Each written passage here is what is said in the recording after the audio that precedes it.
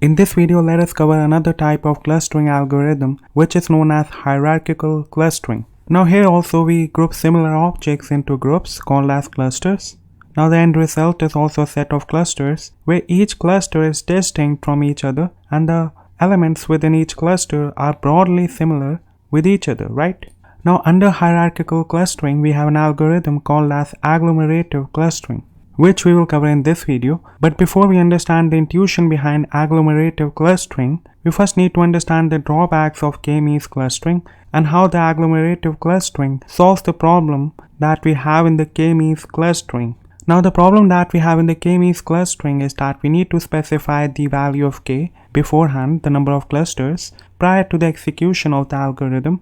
This problem is not there in hierarchical clustering because here we don't need to specify the number of clusters beforehand, and this is because of the way the algorithm operates. So we don't need the exact number of clusters to divide your data into beforehand. Now let us understand the intuition behind the agglomerative clustering algorithm. It is also known as the bottom-up approach of the hierarchical clustering. The very first step in agglomerative clustering is to divide each observation or a row into a cluster. So in the start, our assumption is that each observation or row is a cluster in itself. So if we have a dataset with n observations, then in the start we will have n clusters. So this happens in the start of the algorithm. And this is because each observation is assumed to be a cluster in the start. Now in every iteration of this algorithm, the two clusters that are most similar, or you can say closer to each other, combine with each other to form a new cluster, right? So let me take an example to help you understand this. Let us say we have 4 observations in the start. So 1, 2, 3 and 4, and in the start each of these observations are assumed to be independent clusters. So let me indicate that by encircling them. So 1, 2, 3 and 4. Now the next step is to find which 2 out of these 4 observations are most similar. So let us say this one and this one are the most similar out of these 4 observations. So we can take them down and form a cluster out of these 2 independent clusters. So 1 and 3,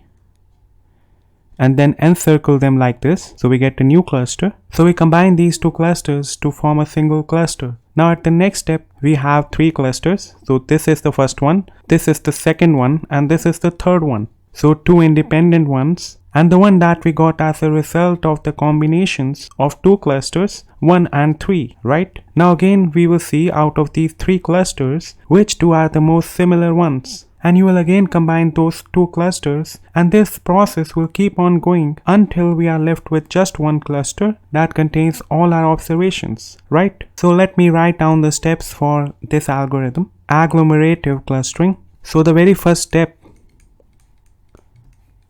is to make each data point a single cluster.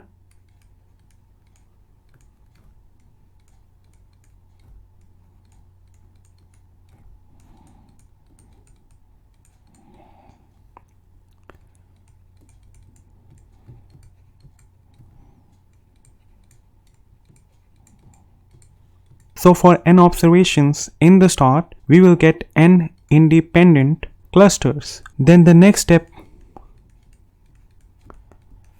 is to take 2 closest or similar data points and make them one cluster. So take 2 similar clusters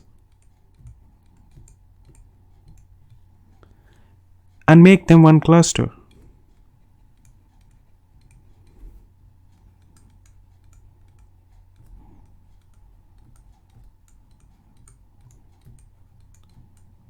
Now as a result of this combination, this gives us n-1 clusters, right? Then as a next step,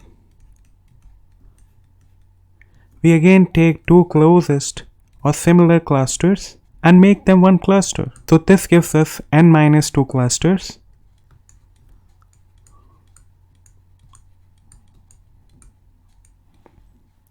So this is step 3. Now we repeat step 3 until there is only one cluster.